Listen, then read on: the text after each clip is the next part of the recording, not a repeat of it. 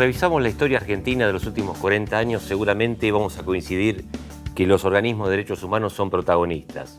Primero con las madres, buscando a sus hijos, las abuelas buscando a sus nietos, luego el respaldo al juicio a las juntas, el desazón, la decepción con las leyes del perdón, el indulto y luego una década de búsqueda, el reencuentro otra vez con la posibilidad de retomar los juicios y en el medio los llamados juicios por la verdad. De eso vamos a hablar hoy con nuestro invitado, Enrique Andriotti Romanín. ¿Cómo estás, Quique? Bien, por suerte, todo muy bien.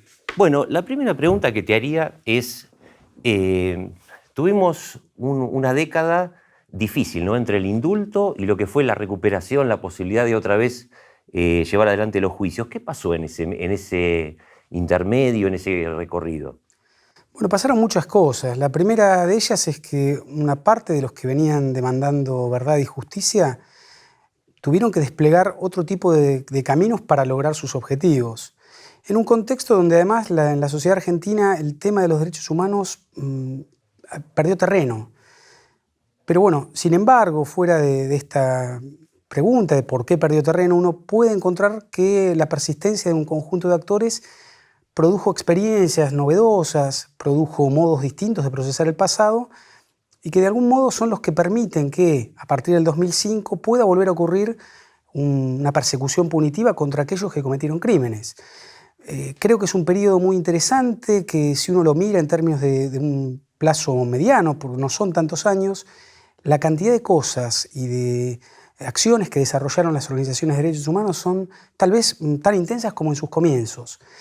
Uno de los aspectos que me parece a mí muy importantes y muchas veces poco visibilizado por la historiografía o la sociología de las luchas por el pasado tiene que ver con esto que bueno, es lo que investigué yo, que es lo que se conoce como juicios por la verdad. Estos juicios por la verdad son una modalidad de justicia transicional que se hacen en un contexto donde no se puede juzgar a los que cometieron crímenes contra personas, en un contexto donde en la sociedad argentina de ese tema mucho no se hablaba, pero que de a poco empezaba a aparecer como un problema porque un conjunto de militares, de los cuales el más famoso es Silingo en 1995, reactivan la idea de que hubo crímenes que se cometieron y que fueron crímenes particulares, no crímenes comunes, crímenes realizados en una dictadura y que condujeron a la eliminación física de miles de personas. No en muchas ciudades se hicieron los juicios por la verdad. Mar del Plata fue una de ellas. Mar del Plata fue una de ellas y tal vez es una de las más importantes. En sentido estricto, juicios por la verdad se hicieron en la provincia de Buenos Aires 3, de los cuales uno que inicia esto es el juicio por la verdad de La Plata, es el único que continúa aún hoy. El segundo juicio es el de Bahía Blanca, que dura un año. Es un juicio en donde como rasgo distintivo lo constituye la gran cantidad de militares que van a participar de ese juicio. Y el tercero, el de Mar del Plata, un juicio que dura mucho tiempo en proporción a lo que van a ocurrir en otros lados.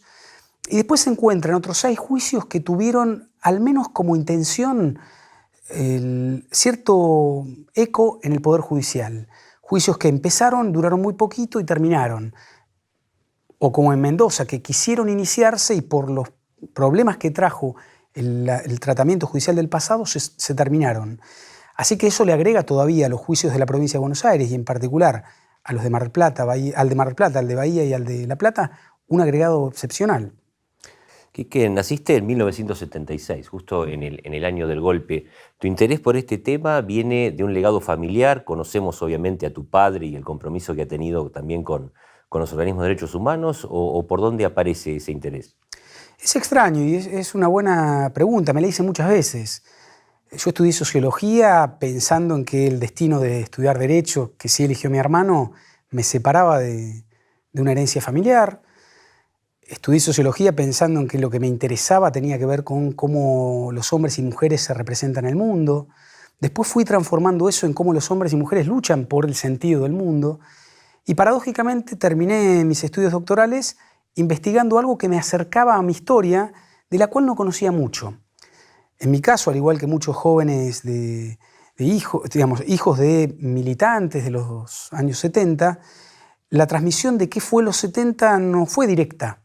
No se hablaba mucho, no era un gran tema, sobre todo porque además en mi etapa de secundaria coincidía con el momento en donde el pasado como tema no estaba presente. O al menos este pasado, el pasado de crímenes de terrorismo de Estado. Paradójicamente, y eso es algo que a mí me atrapó, acercarme a mirar cómo se representa Mar del Plata, algo a partir de juicios, en el cual el primero de ellos es este juicio por la verdad, ponen en escena el pasado de crímenes, fue algo tan atrapante que me permitió ir a mirar mi propia historia.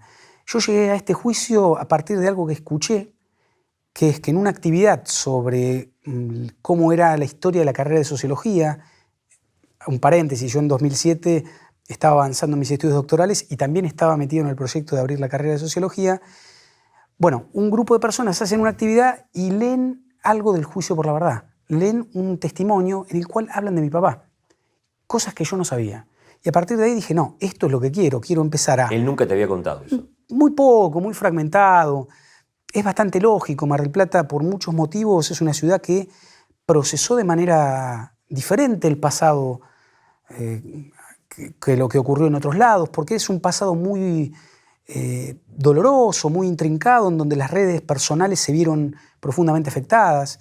Pensemos que cuando uno habla de la violencia política en Argentina, lo hace mirando algo más impersonal, ¿no? En Buenos Aires, difícilmente alguien que era secuestrado lo era por alguien con el cual compartía cotidianamente un espacio de trabajo.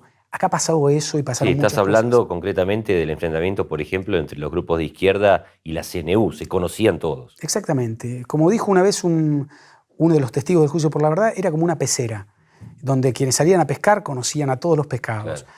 Y eso lo dotó de una particularidad que en muchos casos se tradujo en que nuestros padres, por lo menos el mío y otros también, tuvieran más dificultades en hablar del pasado, porque además era un pasado muy doloroso y que supuso cosas tremendas para nuestras familias. En mi caso, mi familia estuvo exiliada, nosotros estuvimos muchos años fuera del país.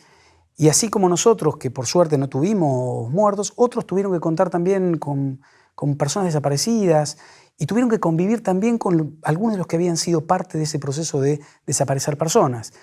Por ende, en mi caso, pude, junto a una investigación que llevé adelante, reconstruir una gran parte del sentido de lo que a mí me había pasado.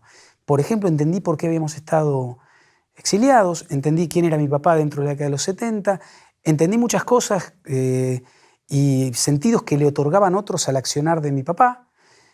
Y fue una gran experiencia en términos de una comprensión global, logrando lo que alguna vez un sociólogo que se llama Ray Mills le otorgó a la sociología, la idea de que nos permite comprender no solo la historia de lo universal, sino también la historia en la cual estamos inscritos como parte de una sociedad. Yo pude lograr eso y eso me dotó de un placer fenomenal y me abrió un camino que me acompaña aún hoy. Yo hoy todavía sigo trabajando qué fueron los juicios por la verdad, ya comparando el caso de Mar del Plata con otros. Claro. Y en todos casos se ve más o menos lo mismo, ¿eh? Sabemos del orgullo que siente tu padre por el trabajo que has hecho y por lo que sos hoy, pero en su momento cuando se enteró que empezabas este recorrido, ¿quiso desalentarte o no? Para nada, lo que creo que él no se dio cuenta de para dónde iba, porque yo también hice algunas cosas raras. Aproveché lo mucho que charlo con él para preguntarle cosas de las cuales él no sabía que yo ya sabía. Y eso me permitió... Le hiciste trampa. Lo usé como un informante clave. Después se lo dije. Mi papá me aportó a mí muchas pistas que ni él imaginaba, yo tampoco, que podía recorrer. Y por supuesto que aún hoy todavía cotejo con él algunas de las ideas que yo tengo y me sigue aportando cosas. Pongo un pequeño ejemplo. Hace unos días nos fuimos de viaje. Fuimos un viaje corto a Buenos Aires y nos pasamos ese viaje hablando de aspectos de los 70 que yo de Mar del Plata no sabía. Por ejemplo, que mi papá había conocido a Rodolfo Walsh. ¿Dónde lo había conocido? ¿Cómo lo había conocido? Estuvo en Mar del Plata, Estuvo en Mar del Plata, claro. Rodolfo Walsh, y es algo que no se sabe mucho, ¿no? Bueno, ¿qué quiero decir? Que ese diálogo que pude establecer con mi papá a partir de esta investigación, de la cual él fue un informante clave, continúa hoy porque ahora ambos sabemos que del pasado común, tanto de él como de lo que eso incidió en mi vida, podemos hablar. Y es un ejercicio para mí muy gratificante. Hay una referencia en Memorias en Conflicto a la CNU ¿Cómo viviste el juicio que fue tan largo en su desarrollo aquí en Mar del Plata? Bueno, yo participé, fui al juicio y la verdad que me pareció algo muy interesante. Me parece que Mar del Plata de a poco comienza a transitar un camino que la conduce a problematizar aspectos del pasado. Siempre lo cuento, yo cuando terminé Memorias en Conflicto, el último día que estaba escribiendo, estaba dándole un formato más adecuado a un libro, escuché una discusión en un café que yo no me imaginé que podía ocurrir. Eran personas cercanas a los 60 años que estaban hablando de cuál era el lugar que habían tenido miembros de la CNU en la violencia política.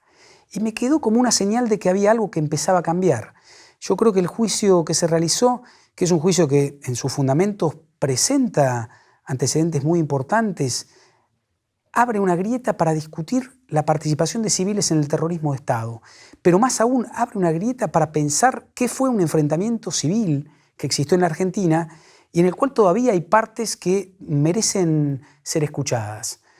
Nosotros recién ahora podemos tener un acercamiento más sistemático, si se quiere, a lo que ocurrió, pero todavía nos quedan caminos por recorrer. Nos quedan caminos, por ejemplo, de pensar cuál fue el lugar del empresariado en la represión.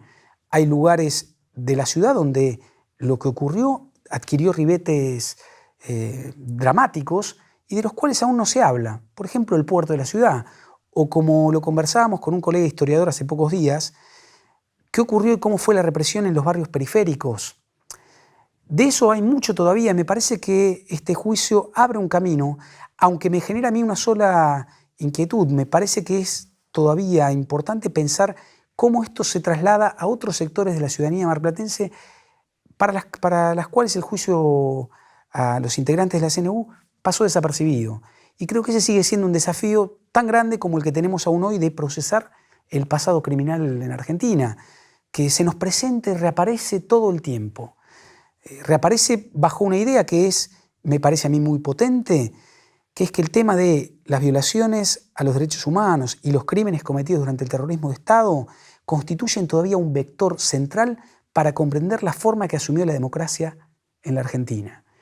Me parece que todavía seguimos discutiendo en gran medida eso porque como es un pasado irresuelto, también nos habla de las deudas que tenemos como forma de gobierno y de organización de nuestra vida democrática.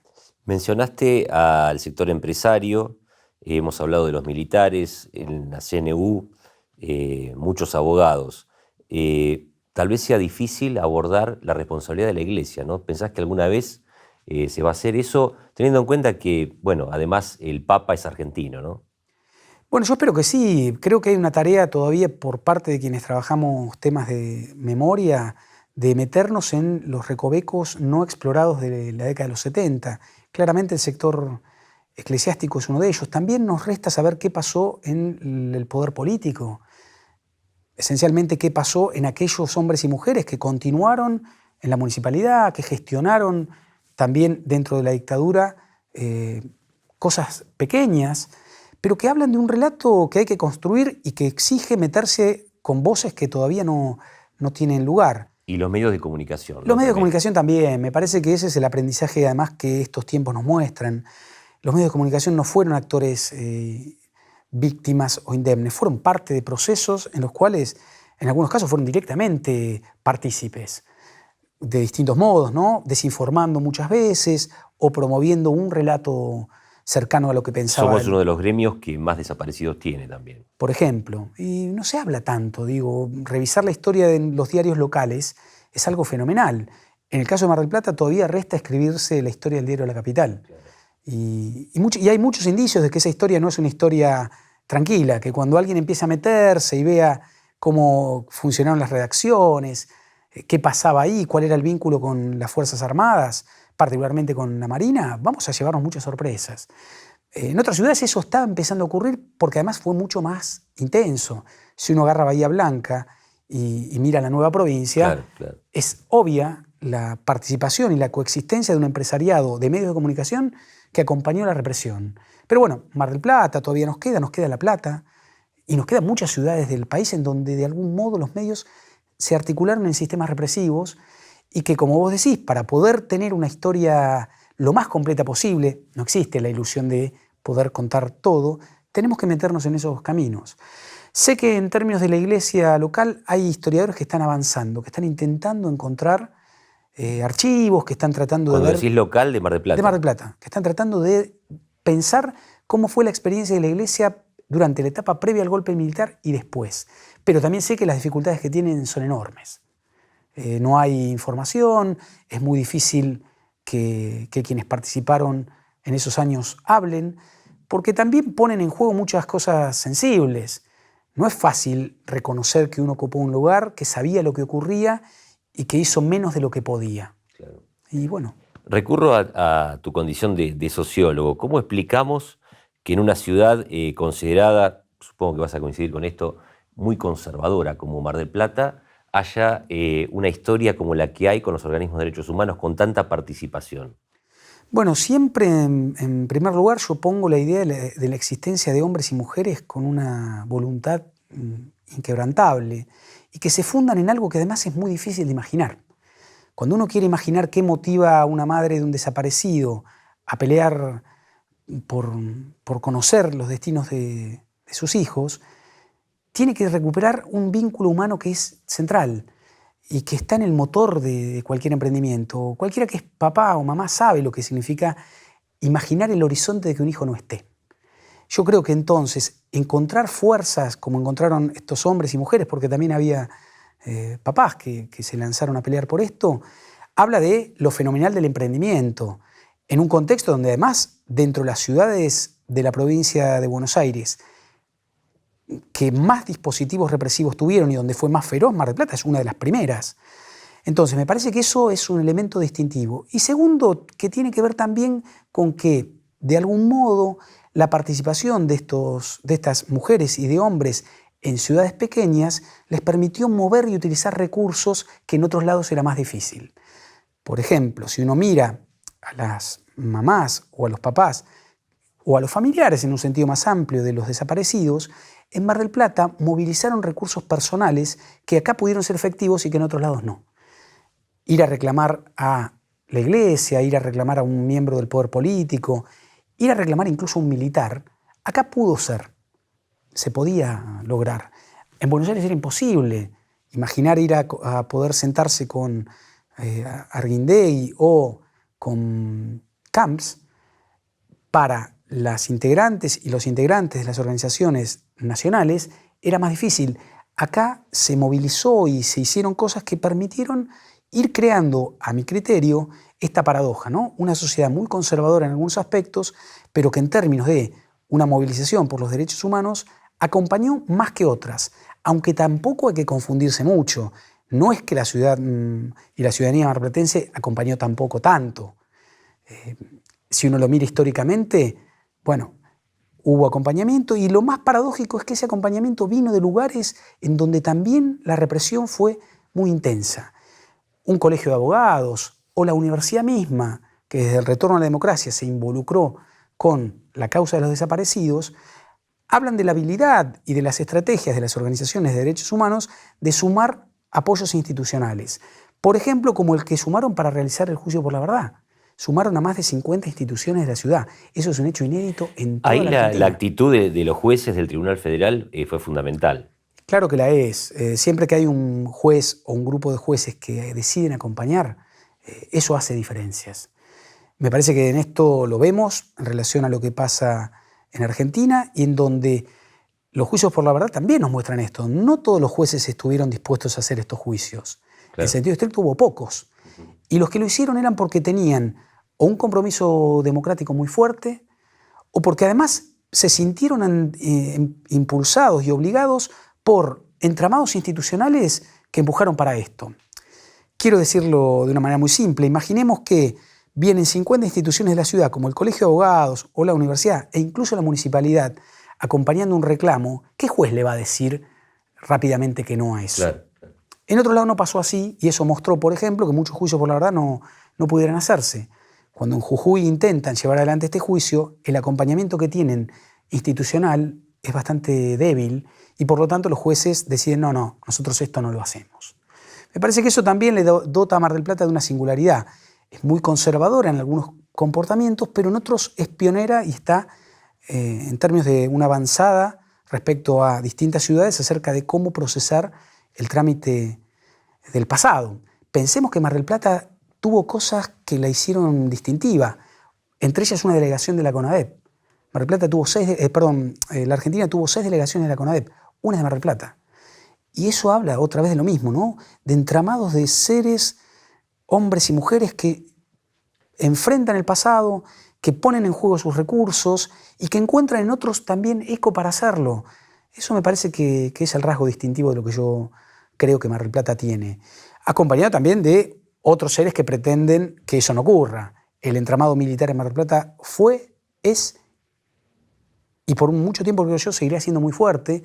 Y para el actor militar, mirar estos temas no es algo que le guste mucho.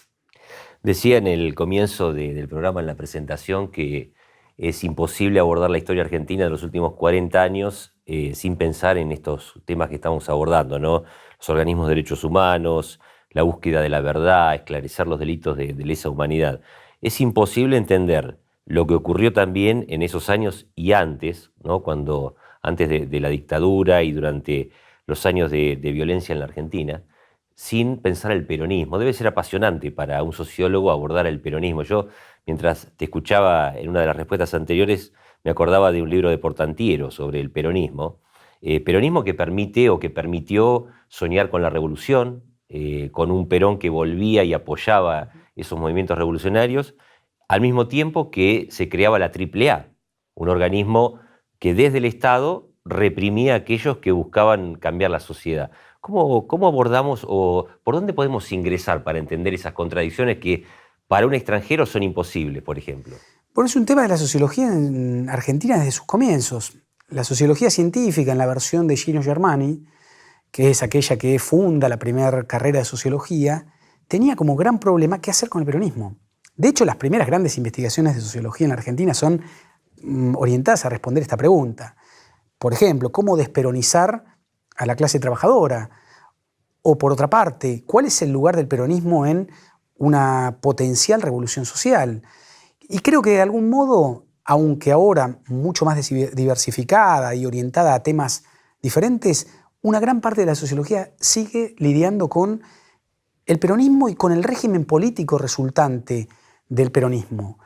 Me parece que para todos es fascinante la historia argentina, pero lo es mucho más si la tratamos de comprender a partir de una historia que está abierta y en la cual el pasado, y el presente y el futuro se conjugan, siendo el peronismo un vector que recorre todo eso. Por ejemplo, imaginar la posibilidad de avanzar en un juzgamiento sobre los que cometieron crímenes en el 2005, o hacerlo a partir del 2005, nos lleva a pensar otra vez, bueno, ¿qué tuvo que ver, qué peronismo es el que gobernó la Argentina entre el 2003 y el 2015? O cómo se posicionaron los actores que venían de la violencia política previa al golpe militar, cómo fue esa violencia política en un gobierno peronista. Sí, la historia que tuvieron ellos mismos antes, ¿no? Sí. De dónde venían y cómo los marcó. Y que nos lleva a eso, ¿no? El peronismo como piedra de toque permanente de las ciencias sociales, de una sociología en particular, pero como elemento a comprender para entender la estructuración de la Argentina contemporánea. Yo coincido en lo que vos decís. Para un observador externo, alguien que viene, lo trae en Argentina de un día para el otro, comprender el peronismo es algo realmente difícil, salvo que encasilla ese peronismo en alguna de las formas prototípicas, ¿no? Claro, claro. Y me parece que nosotros como sociólogos, pero creo que como cientistas sociales, tenemos la responsabilidad de mostrar la complejidad que tuvo el peronismo y que también tiene hoy. En ese sentido, sigue siendo una piedra de toque para nosotros. Quique, muchas gracias. Gracias a ustedes. Invitamos a todos a leer Memorias en Conflicto de Enrique Andriotti Romani.